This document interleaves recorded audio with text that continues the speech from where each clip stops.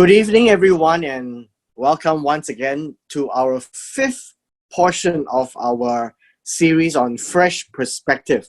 Now, this evening, we are going to apply the things that we have gone through with regards to fresh perspective to reading the Sermon on the Mount. And today, we want to look at the epistle of James. So we're moving away from the Gospels, and we're going to explore one particular general epistle, of which we normally call the Epistle of James.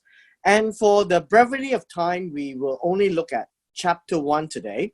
But more importantly is to actually look at how we can approach an epistle like this, investigate, analyze, explore, ask the questions. Now, what we have done so far was to look at a fresh perspective, very much to help us understand the text. The text itself is the same. We need to understand the text within the context, looking at the choice of words, whether it has any cultural influence, the practices, how do they live, what do they do, the relationships between people, as well as between God and His Word, and particularly of the lives of those described in the Gospels and today in the book of James. Now, as we trace back, I had suggested that we should immerse ourselves into the life of the audience, because if we are able to do that, put ourselves into the situation of the target audience of the author of the epistle, then we will be able to appreciate the events that's taking place, the things that we understand, the actions that's going on, the emotions that we can feel with these people behind the writing of, in this case, the Epistle of James. Once we're able to immerse ourselves in there, then it would be much easier for us to appreciate the letter. The reason being is that it is very easy for us to be overpowered with our present day thinking. It is very easy to be influenced by how we have always read, say, the Epistle of James. And so it is important for us now to actually learn to ask questions, and we have talked about the where, when, why, what, and who, and of course the how. And also to look for ways of understanding the culture of the people of the day.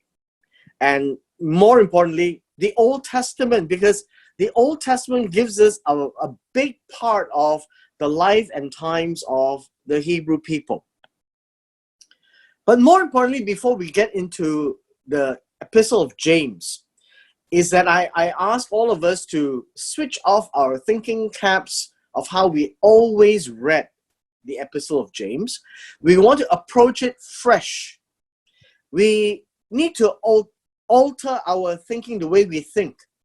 And how can we adjust the perspective of this epistle?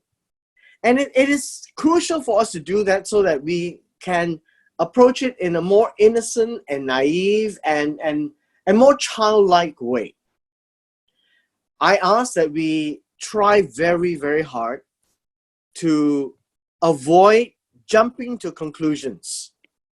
Now, these jumping to conclusions are easily done because that's how we read, and we read it with a 21st century mind.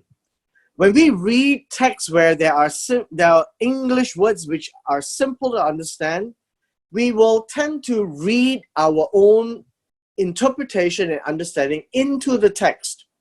And so before we ever get to that state, I'm asking all of us to take one step back, take a deep breath, and understand the original text, no matter how simple the English may be. Because our English language was not the original intention of the author. We are reading a translation. And so let me show you a way of reading the Epistle of James. I know we've been reading the Epistle of James for a long time, for our devotions, for our Bible studies, and for various reasons. But hopefully this evening we could uncover a little bit more. And the techniques of doing so is actually not difficult. It is actually something that all of us can do anytime. And so let's look at the Epistle of James. I show you a picture here that this is a parchment. It is Papyrus 23. Most people say that it's around 250 AD. This is probably the oldest piece of the Epistle of James that we ever had. There are two sides to it. This is one side of it, which is James chapter 1, verses 15 to 18. The other side is also James chapter 1, but a different section of James chapter 1. And this is how the original, well, at least in the 3rd century, how the Epistle of James looks like. Now, would it be different if it was earlier? We wouldn't know. But this is as old as it gets for us today. And you do realize that this is about 200 over years after the time of Christ. And hence, we do have a gap that we need to bridge, which is a 200-odd year. What happened and what were written in those days? But at this point in time, when we approach the book of James or the Epistle of James, we cannot consider any of these. These are just interesting information for us to have. And one of these days, if you all have time, go research this. So let's ask our first question, a who question. So who is James? Who is James? One of the ways that you could look for the background would be maybe to look for some introduction. The Epistle of James could be in the front portion of a commentary. You could scour the internet, and there'll be lots of stuff written about the Epistle of James. But let me share with you some of the information, and then you will then begin to see that much of what we read is not firm. And let me show you. If we take a quick look on the scholarship of the Epistle of James, we have people saying that it is not authored by James, the brother of Jesus. There are people who say that. There are people who say that the letter contains teachings coming from the historical James, the brother of Jesus, but the final composition was later, which means that the date of writing this epistle wasn't as early as most people would have it. Those people who say that this is definitely the author is James, the brother of Jesus, there are a few, and these are more recent. The interesting thing is that when you ask when was the letter written, you would be surprised. We don't have a date as what we normally sign off a letter. Apparently, they don't sign off letters in those days, and so this is what people think, that the letter was written by James before the Pauline epistles. So the earliest epistles written by Paul was suggested to be around 50-51 AD. And so this might be slightly earlier than that. Now, if that be the case, the earliest parchment we have is at almost 200 years after the writing. And so would what we have be the original? And hence I said we don't know, and so we can't guess.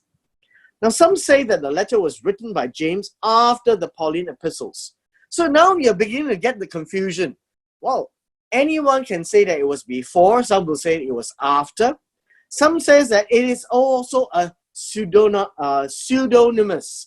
that it is a pen name. It's not really written by James. It is somebody who wrote it and put his name there. The fourth one would be the letter comprised material original from James, but worked on by a later editor. And so he don't think that it was written by James, but it was written much later. So we need to understand that in the Bible, we do discover that there are 3 Jameses. The first James that appears in the Gospels And also in the early book of Acts was James, the brother of John, the son of Zebedee. He was called James the Great. I think in the Gospels, we remember them as the sons of thunder. So James and John. Now in Acts chapter 12, verses 1 and 2, we read that he was killed by Herod Agrippa I. And so many people don't think that he was the author of this epistle. We have a second James, the son of Alphaeus, also called James the Less. So we have James the Great, James the Less, and his name is recorded in the list of the 12 disciples. And we read it in Mark chapter 3, verse 18. And in one writing by Hippolytus, entitled On the 12 Apostles, apparently he was stoned to death. Some people think that the record of Hippolytus might be the record of James, the son of Zebedee, killed by Herod Agrippa. But we don't know. And one of the things I'm trying to show you is that much of what we read are speculations.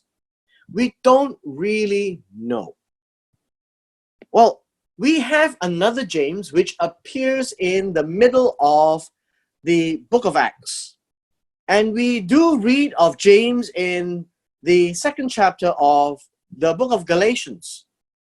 And this is James, the brother of Jesus. And if you're not aware, Jesus had other brothers and sisters. And you could read them in Matthew chapter 13, verse 55. And in history, he was called James the Just. They love to give them some nicknames. Now, what about scholarship? All I can tell you is pure speculation. Maybe it is, maybe it isn't. We don't really know. And because we can't be very, very certain, it may not be worth the while for us to pursue this rabbit down the hole. And so let us look at what we can actually control by our own research without having to become a PhD holder. So who do you think the author is writing to? This is important. Remember, we need to immerse ourselves into the lives of the audience. Who really is the audience? So let us take a quick glance at James chapter 1. In fact, to do a good job, you need to read the entire epistle of James, all 5 chapters, just to have a feel. But since for the brevity of time, we just look at chapter 1. And from how I show you that we can take a glance, you will be able to do the same for much of any book in the New Testament. So let's take a look at the first chapter of the Epistle of James. We've separated that into 3 segments. And this is what we can do. You could go through your Bible and you could highlight.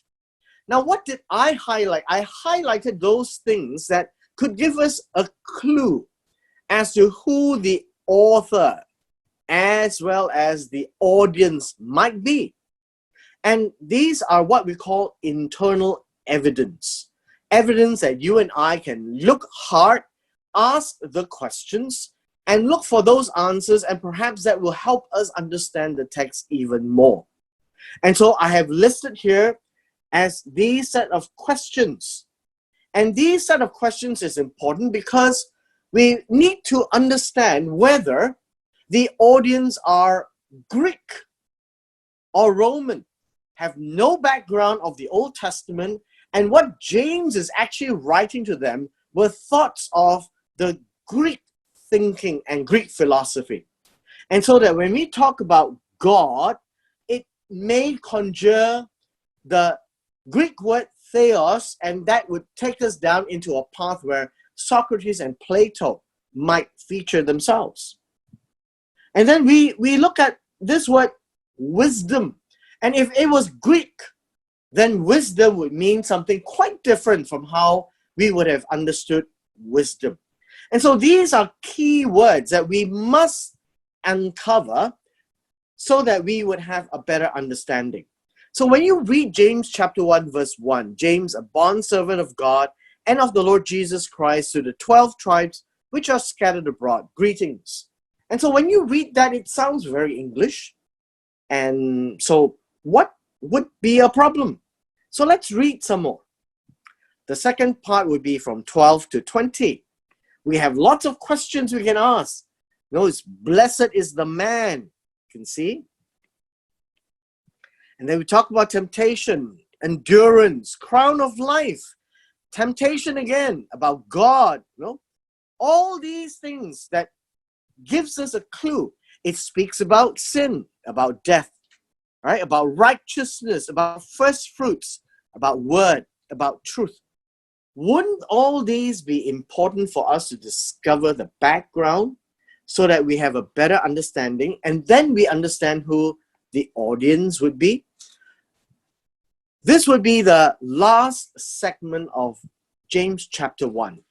It talks about wickedness, word, about salvation, about doers, about the perfect law.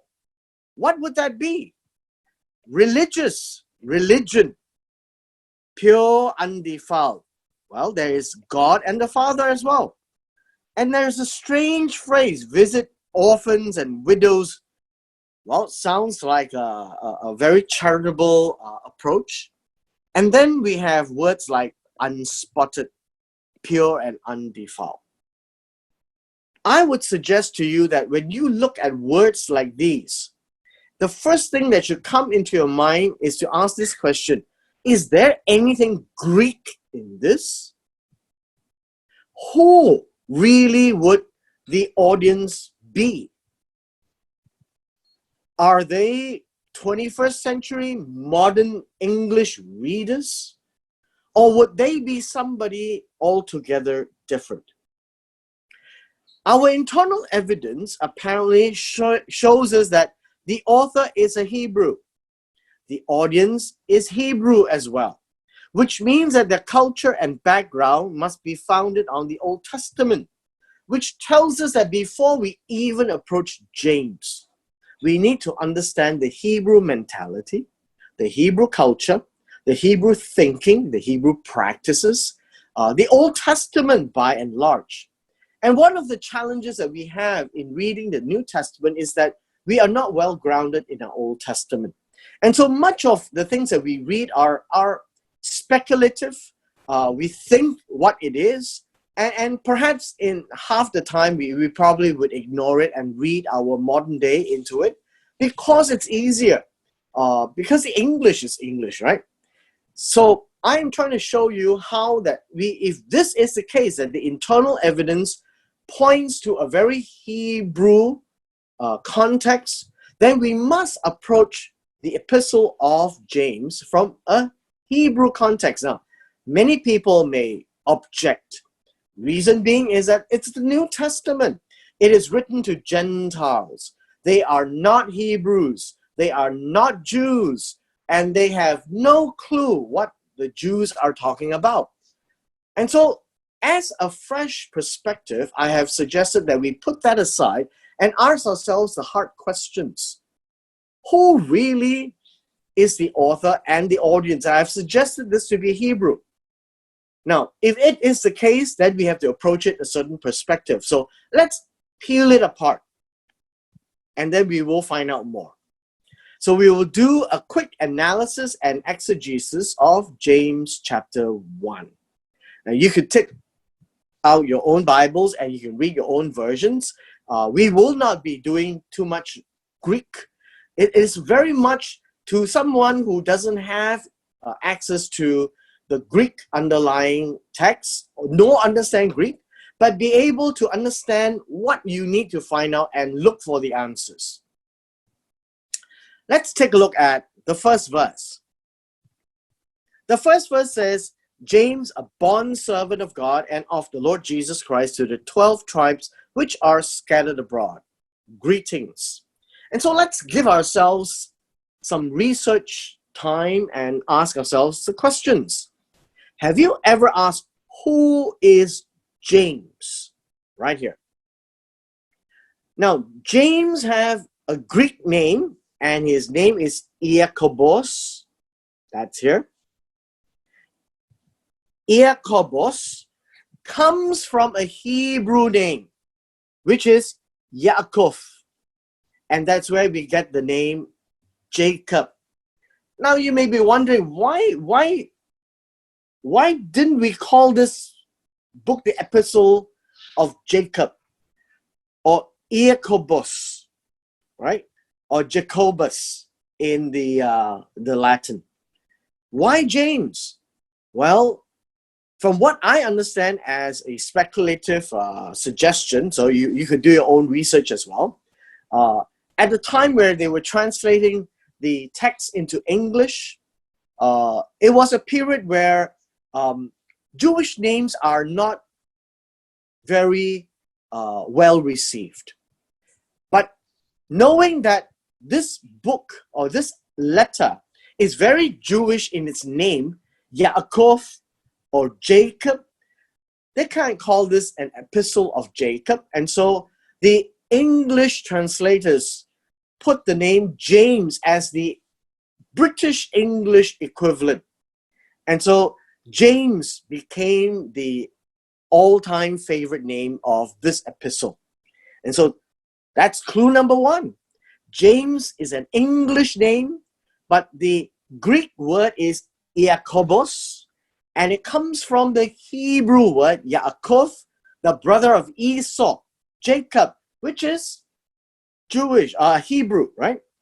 Which means that if this being Hebrew, what would this word be? Very much so, Elohim. And then we have a phrase which appears all the time in the epistles, whether it's Pauline or whether it's Peter or whether it is John. And now here in James, we find the word Lord Jesus Christ. Now, Lord Jesus Christ is a phrase which we never really think very much. Lord, well, there's a Hebrew word for Lord, Adoni, and you have kurios for Lord in the Greek. And so it's a common word that's given to as a title to Jesus. And Jesus is a Greek name. And so the equivalent to the name would be what we call the equivalent to that.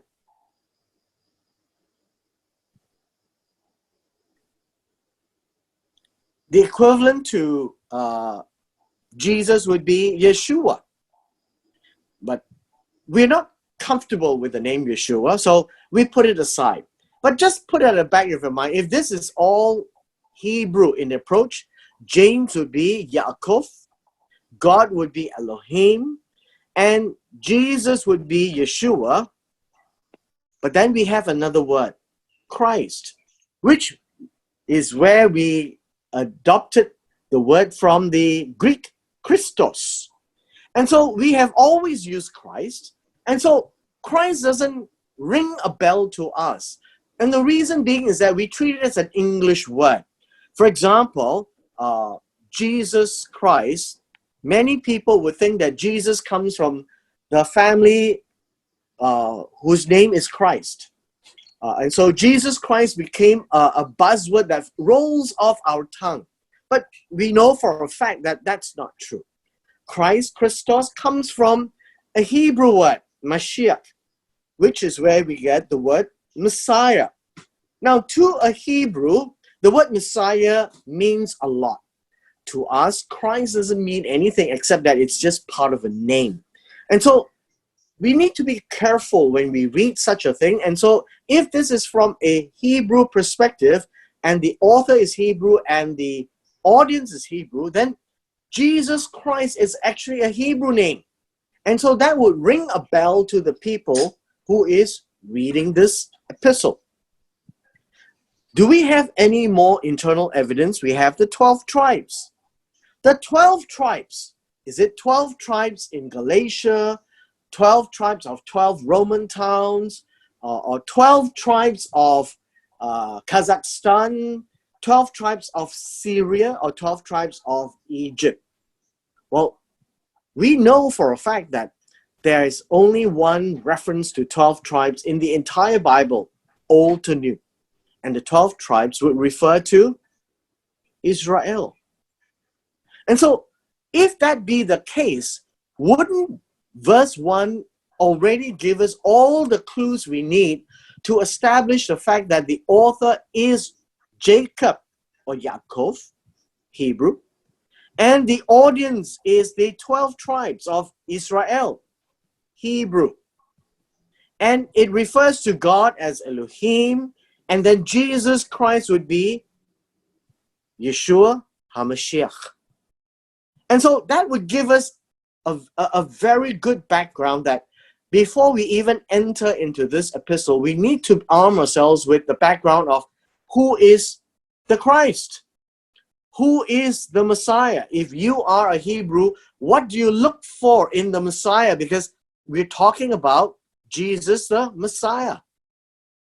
Now we read of Jesus in the 4 Gospels, and we've gone through that. Now we read of Jesus in the epistle to James. And so we have now a word that's attached, which is Christ. And that is a Hebrew word. So we need to be comfortable with these Hebrew words that are now appearing in an English context. But nevertheless, we must try very hard to really look at the Hebrew context.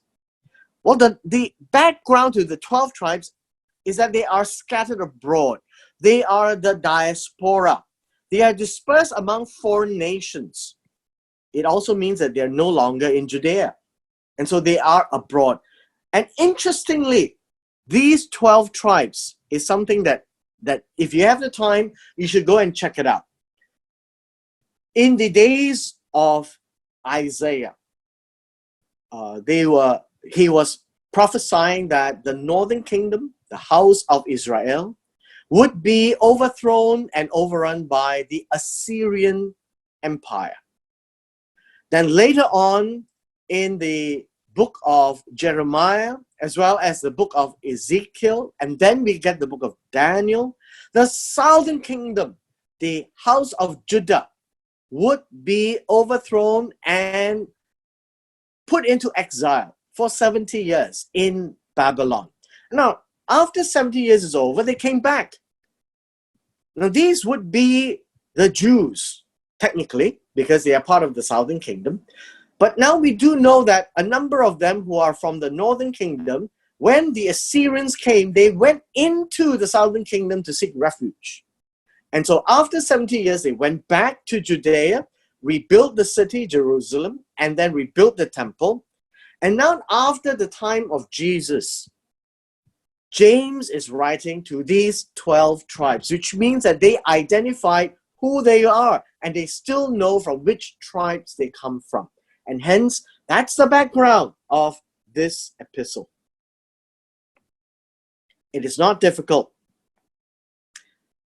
Now, I left the first verse in there because we are coming to another word called brethren. My brethren. If the 12 tribes are the Hebrew people, the north and south kingdom combined, all the 12 tribes that is now scattered abroad, who are Hebrew people who knows and look forward for the HaMashiach, the Christ, who is Jesus, then my brethren, by definition, would lead on from the 12 tribes down to the word brethren. And so brethren literally means of the same tribe or the same nation. And so James is one of the 12 tribes, and he's saying, my brethren, fellow men, basically. So that is another way of looking at the word brethren. Now, traditionally, we have had different ways of interpreting it, but if we look at this perspective, then my brethren cannot be but the 12 tribes. Now we have the word trials. Now, trials here is pepasmois or pepasmos. The idea here is to talk about a trial, a test. All of them, including the word temptation, comes from the same root word. And in this case, in this particular way of presenting it, it is a good way of a test. And so it says, count it all joy when you fall into various trials. The same word is used in the Lord's Prayer. And lead us not into temptation. That's that word. Now, we call them trials here. Matthew chapter 6 calls it temptation, but the Greek word is the same. Now, again, we have a problem in the English translation because the same Greek word is translated with many English words as well. And hence, we will never be able to figure out unless we know the questions to ask, and then we can trace it. If you have access to an interlinear, you will be able to figure it out. If you don't, ask someone, what does this word trial mean? Does it have anything to do with temptation? And we will see another word, temptation, down below. And it's a different word. The other one is this word faith, knowing that the testing of your faith. Now, in this case, you must understand faith here is a noun. It means a conviction or a belief. And in this case, your faith in God, here, right here, produces patience that you can endure. And let your patience have its complete work, that you may be mature, that you don't lack anything. Now, I need us to pay attention to this word work. And if this is a Hebrew perspective, work is a common word, a common understanding. Work literally means doing something that can be seen. That's what work is. Just as in our modern day terms, you cannot be seen to be, you cannot say that you're working if you are not seen to be working. And so work in the Hebrew context is about doing something that can be seen. And so patience will have its perfect work because you're going through suffering and you are overcoming it with patience, right? Now, our next point here is, and I want to point out to you, is the word faith. I need us to bear this in mind. Hebrews 11:6. But without faith, it is impossible. You will be unable. You will be powerless to please God. You cannot have yourself acceptable or well-pleasing to God. Impossible. So faith is very important because those who come to God or draw near to God must believe. It's the same word, right? One is a verb, one is a noun. You must believe that God exists. God is the I am. God is the Ahir, Asher, Ahir. And that He is a rewarder. Now, this is another concept that you must understand. In the Hebrew context, God is seen as one who would reward His children, who would reward those who please Him. And how do you please God in this case? By having faith, by believing that God exists, by believing who God is, and that you are convinced that He will reward those who seek Him, who come to worship Him, to search for Him. And so this verse is key to our James chapter 1. And so when we talk about the faith, this is the faith. The testing of this faith, that our belief in God will be tested when we are in trials, in tribulations. And that is the truth. So these Hebrew people are in trials.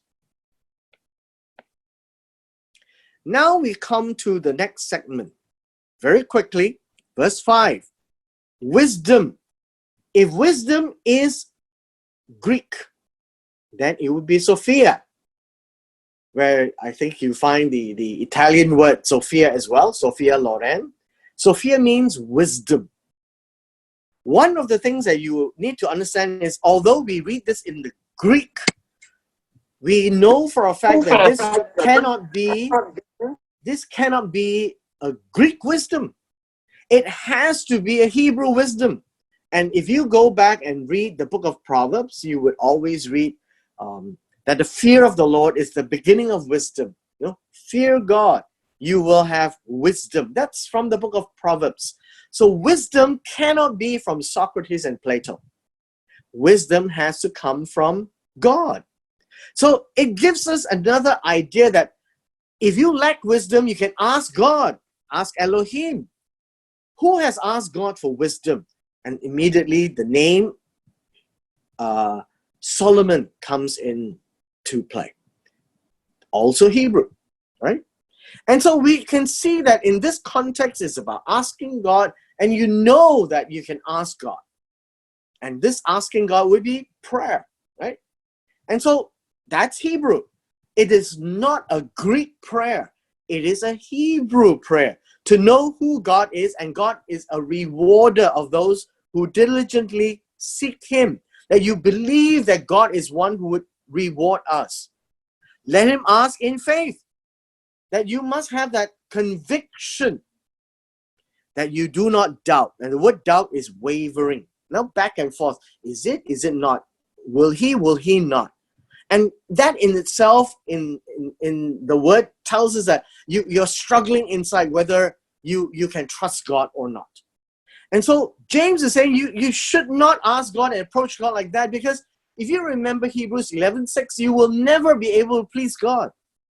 So for he who doubts, means wavering, is like a wave of the sea driven and tossed by the wind, blowing back and forth.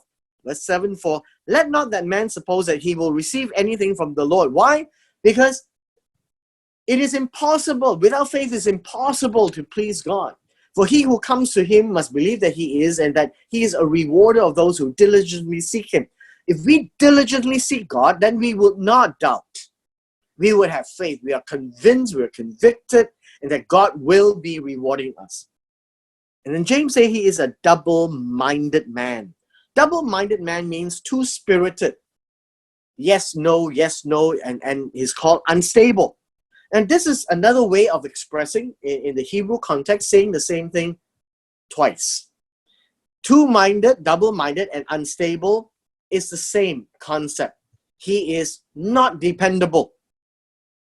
Verse 9, let the humble or the humiliated brother, and brother is brethren again, glory in his elevation. And so that's the whole idea that James is saying. When you are lowly and you are humble, God will lift you up, right?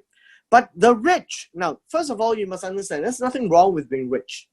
But this is discussing the rich that is haughty, who is proud. And James is saying that then his humiliation, when he is made low, he will then learn that he is exactly the same as the one who is humble, the poor. Why? Because we are all as flower of the field. The rich will also pass away. The poor will pass away.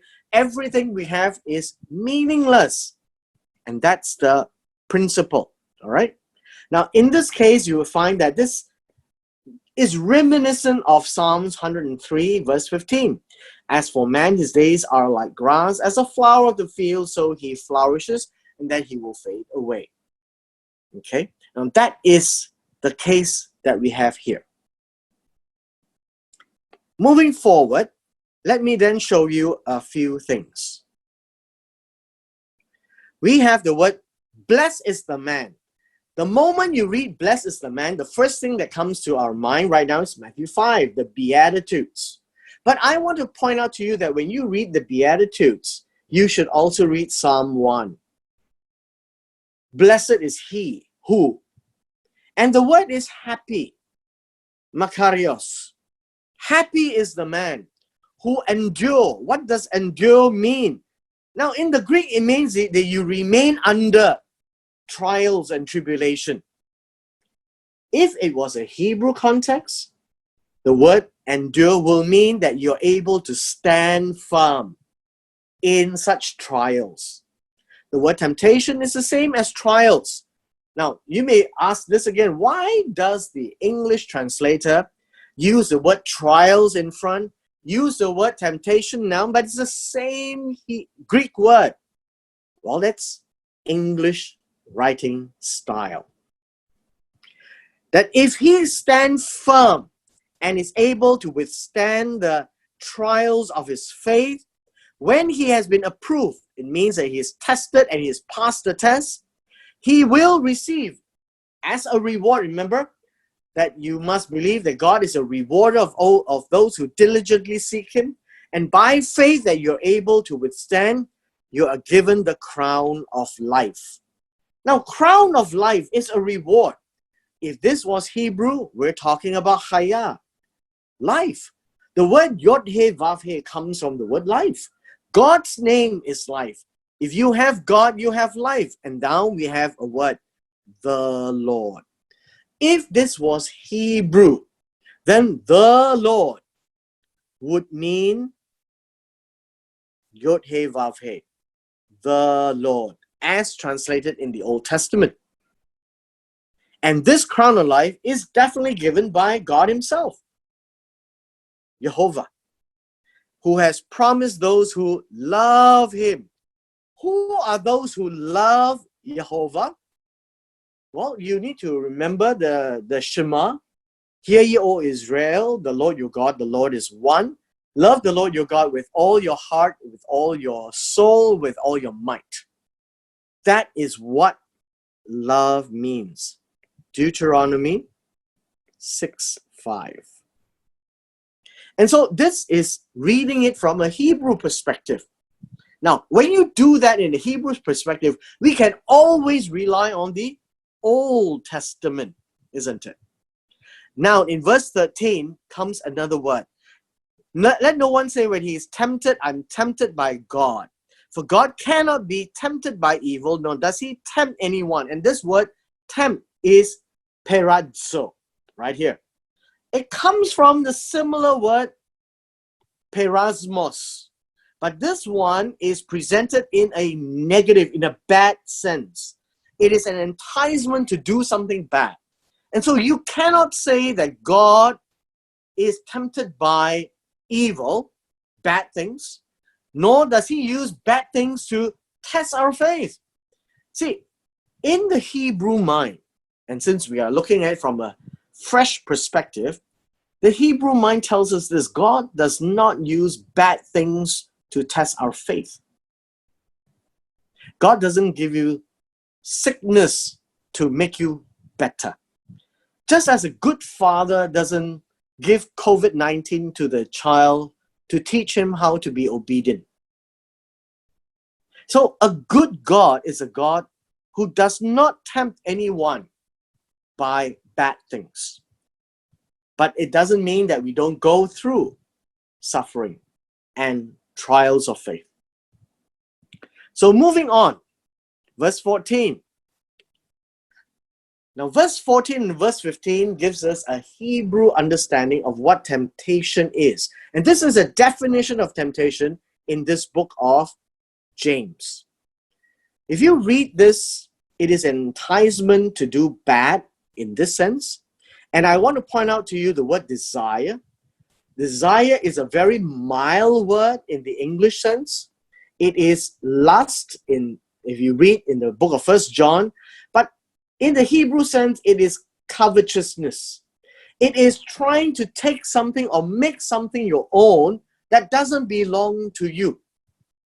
That would be covetousness. So in the 10 Commandments, we are told that you should not covet your neighbor's goods. Means you should not go and try to make what does not belong to you and you want to take ownership of it. Now, the first thing about this temptation is this. Number one, he is seduced. He is lured.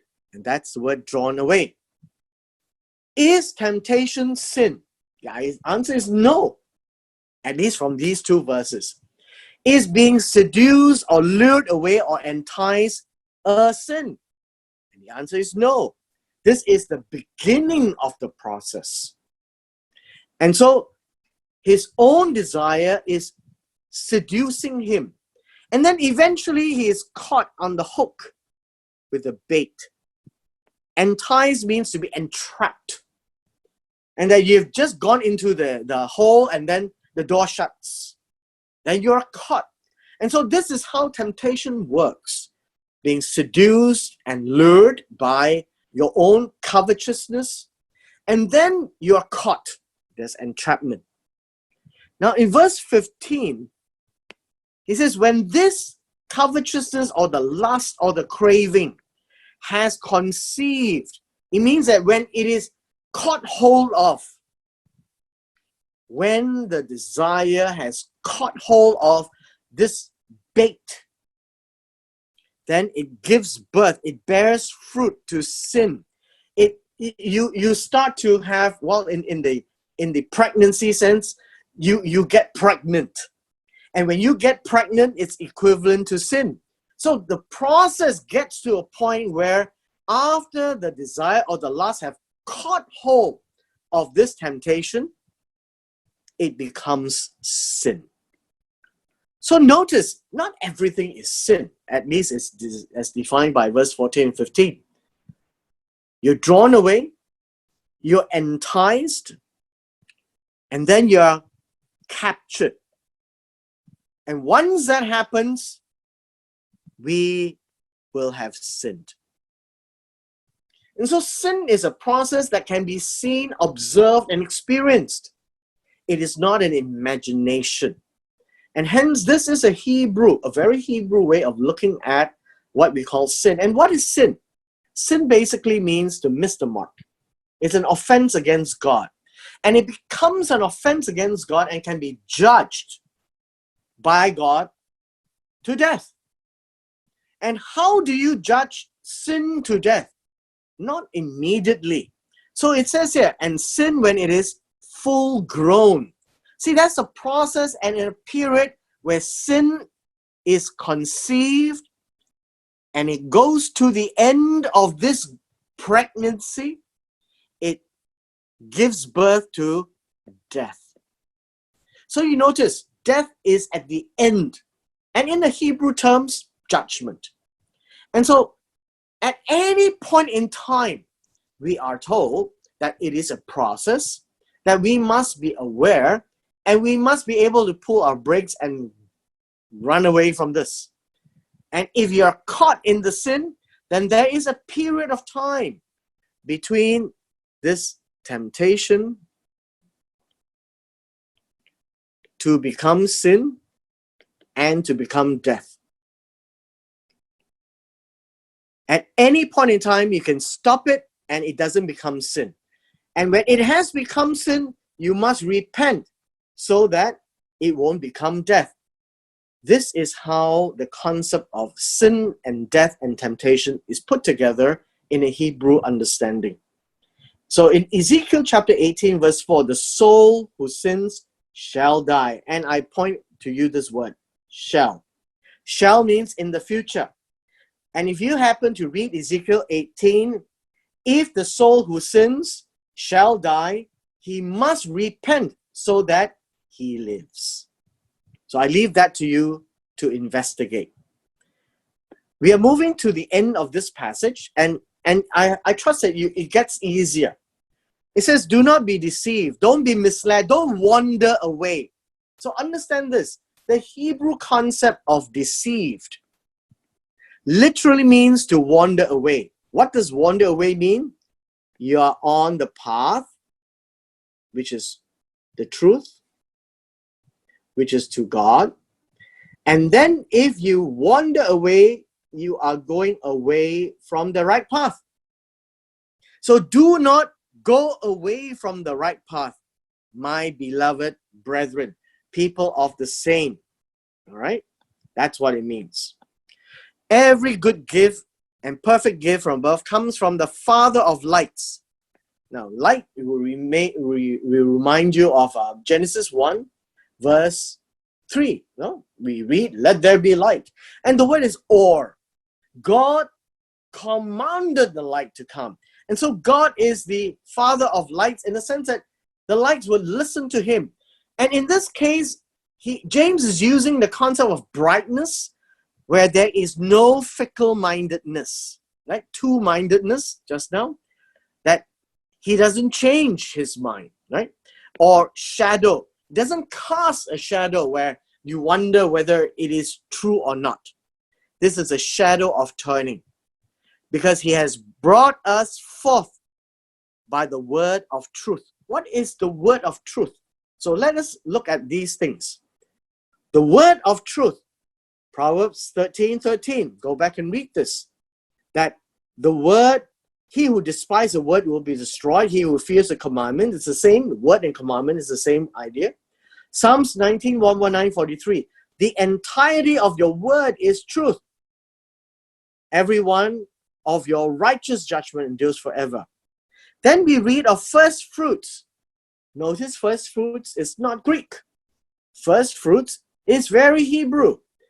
Deuteronomy 26:10. And now behold, I have brought the first fruits of this land to you, O Lord, have given me. Then you shall set it before the Lord your God and worship before the Lord your God. And so first fruits is what God expects man to bring to him. The first fruits, the firstborn, and you understand that that's a very Hebrew concept. And so think of that. Righteousness is not anything Greek. It is about what is right before God. Your righteousness is an everlasting righteousness, and your law is truth. And so righteousness is in God's law. Now let's take a look at this. Verse 19. So then, my beloved brethren, again, we're talking about the same Hebrew people. Let every man be swift to hear, slow to speak, slow to wrath. Hearing, Shema, or Shama, by the way, that's to hear, right?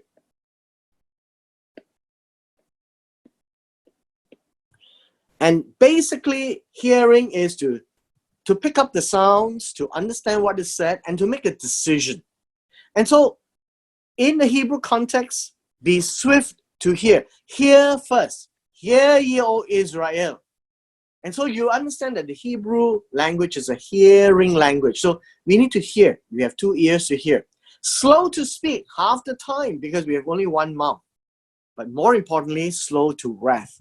This is about anger. Is anger wrong? Anger is not wrong. There is such a thing called righteous anger. Well, when God is angry, we must be angry too. When God is not angry, we cannot get angry. And that would be sinful anger. So it says, for the wrath or the violent passion, the wrath of man, the anger and the temper of man does not accomplish the righteousness of God.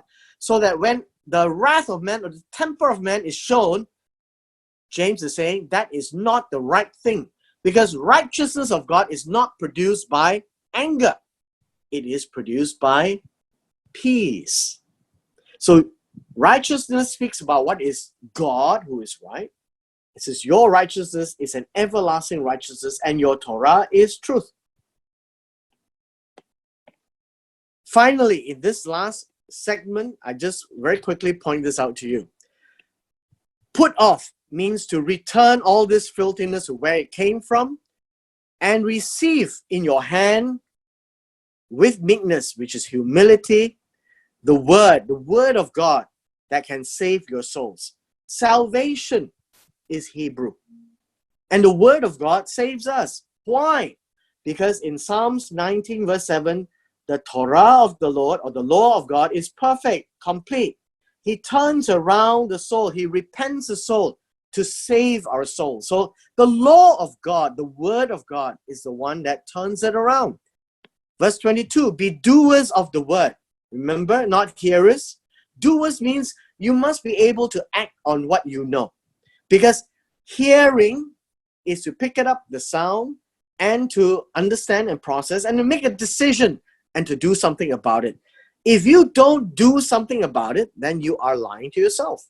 And so it says, for anyone who is a hearer of the word, not a doer, is a man who sees himself in a mirror, for he observes himself, goes away, and forgets what kind of man he was, which means that the word of God has no meaning to a man like that. But he who looks here means you bend over to inquire, that you're trying very hard to look and see what it is. What are you inquiring? The perfect law of liberty. Remember, the law of the Lord is perfect. And so if this is from a Hebrew perspective, We are talking about the Torah.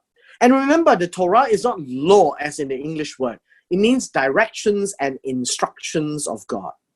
And if anyone meditates on it day and night, like Psalms chapter 1 verse 3, and continues in it, is not forgetful, that you don't forget about the word of God, but is doing it, then he is blessed. You will be happy.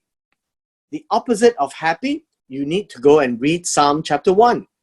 Verse 6 will tell you the opposite of blessed. Our last part is verse 26 to 27. If any one of you thinks he is religious, remember, religious means to fear God. That is a Hebrew concept. If you think you fear God and you don't restrain your tongue, then you are deceiving yourself. So if you don't hold your tongue, you will burst out in anger. You are not fearing God at all.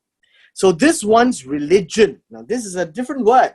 Religion means when you practice what you believe. That can be seen. Okay? This can be seen. Whatever you practice is useless. It's empty. It's vain. It's hollow. Pure and undefiled religion. Pure means blameless, clean. Undefiled means not polluted, not contaminated, not defiled. All of these are very temple-driven words about the priests, about the holy nation. And so James is using the same text, the same understanding. Before God and Father is this. And you realize that being pure and undefiled is not about going to the temple or doing all these things that we call religious ceremonies. And so singing and playing music and doing all these things is not in this consideration.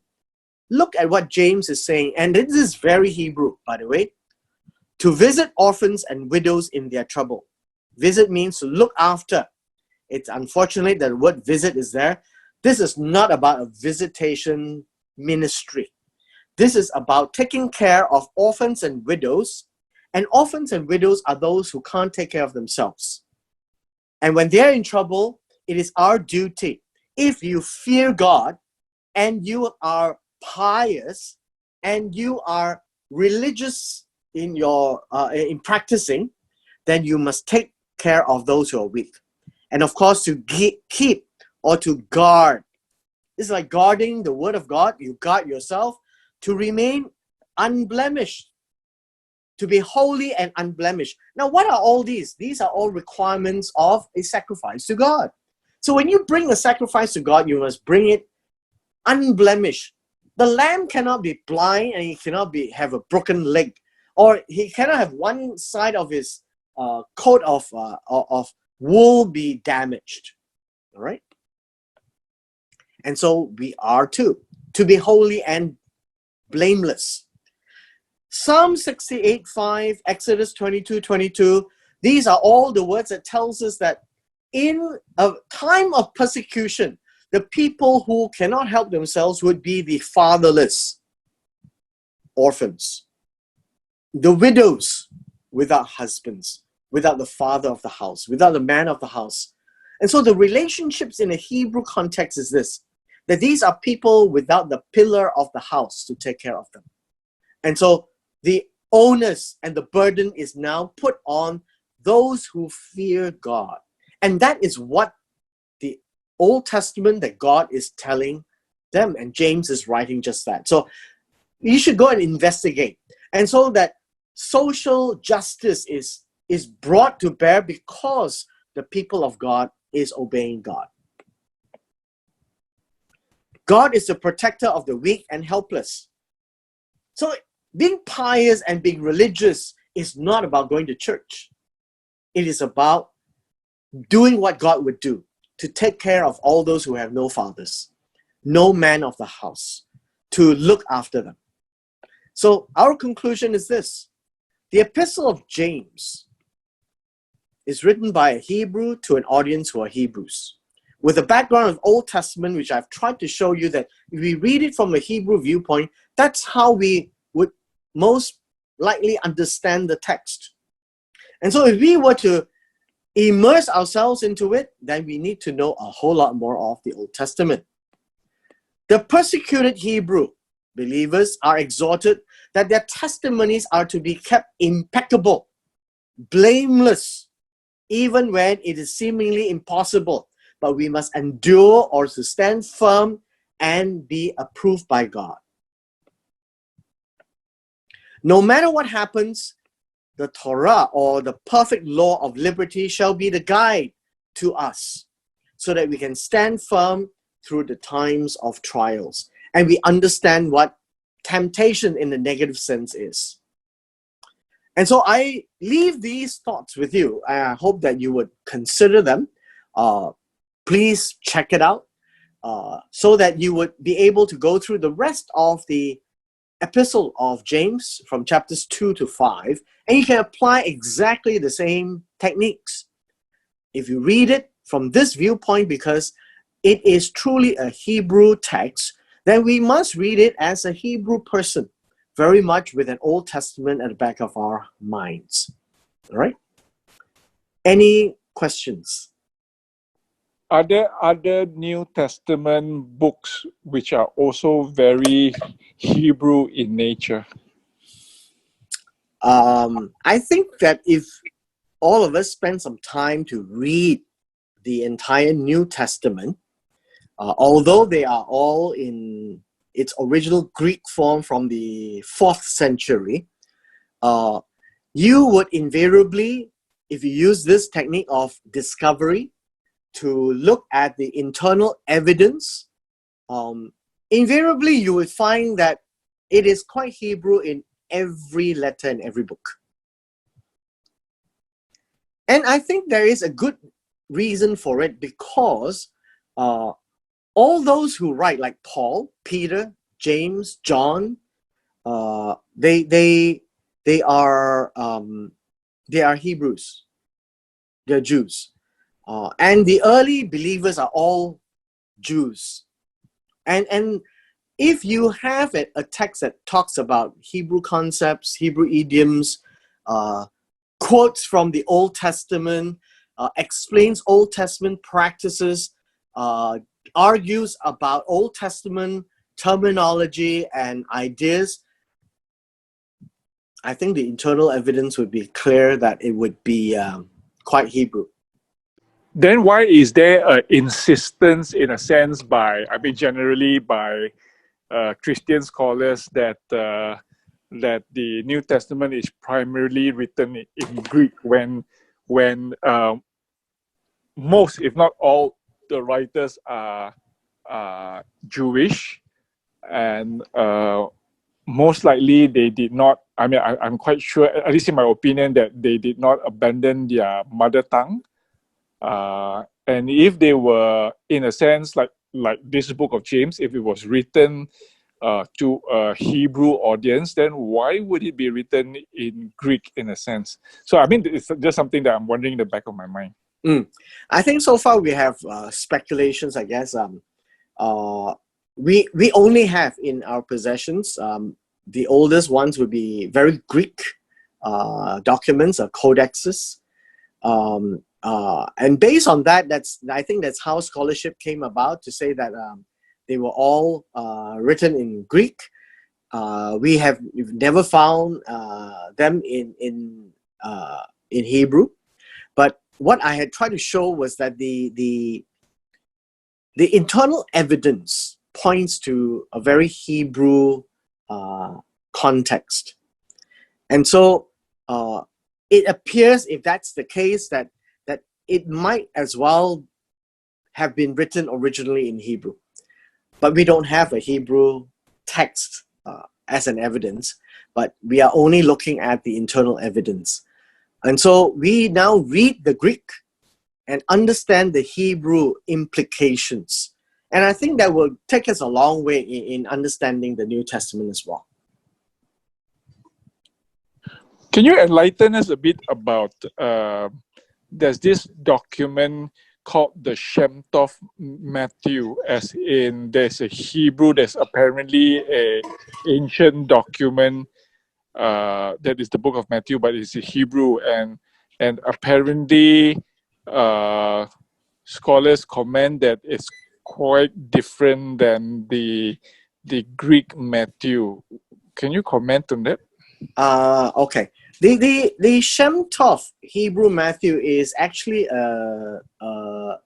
I think it's a 17th century document that was brought out by a rabbi in a debate with the Roman Catholic Church, and the copies that we have today, I think Nehemiah Gordon has said that he has found almost 20 copies, and most of them are very similar, and they present a slightly different Matthew than the Greek.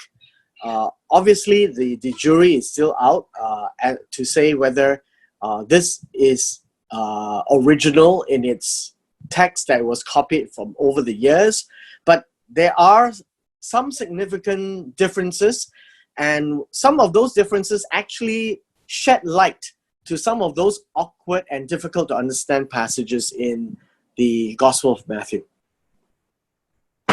Okay, thank you. At least to me, it seems that there is quite a contrast between what James is saying and generally compared to what perhaps the Pauline epistles teach, in a sense. What I'm trying to say is that there's a lot of doing in James, putting things into action, our obedience into action. Whereas generally, I get the feeling that when I read the Pauline epistles or things like that, there's this feeling that work, in a sense, does not matter, because belief in Jesus matters more than work. In fact, in many ways, at least for me, I've been raised to think that there's nothing we can do to earn God's approval. So how am I supposed to look at James then? I think when we have a chance, we could actually go through some of the Pauline epistles as well by using the same technique. Then we can actually see the idea of works is not how the modern explanation of works is. If it is seen from a Hebrew perspective, the word works as translated in the Greek essentially defines something that can be seen. And that something can be seen is based on the conviction that one has in God. And in the Hebrew, the everything needs to be seen, touch, feel, and so on and so forth. And so we have the idea of walking, and you actually live. It is not about sitting down and thinking about living, but you have to actually live. So faith is about trusting that you can commit and you show your commitment. And so the idea that we have the challenge, most likely in my mind, comes from a Greek interpretation of the terminology rather than a Hebrew definition of the terminology. Now this evening we looked at it strictly from a Hebrew perspective, although many of us would have read this from a Greek perspective most of our times. And I hope they can see that if you read it from a Hebrew perspective and understand it from how the Old Testament has been presenting these concepts in the past, then James would be quite an easy book to read, actually. And I suggest perhaps maybe the Pauline epistles too. Thank you. All right. Thanks, everybody. It's getting late. If you don't have any questions, we'll call it a day. Good night. Thank you. Good night. Thank you. Thank you. Good night. Thank you. Thank you. Good night. Thank you. Good night. Good night. Good night. Good night. Thank you. Good night. Good night. Thank you. Night. Thank you very much. Good night. Thanks. Good night. What? Good night. See you. Good night. Good night.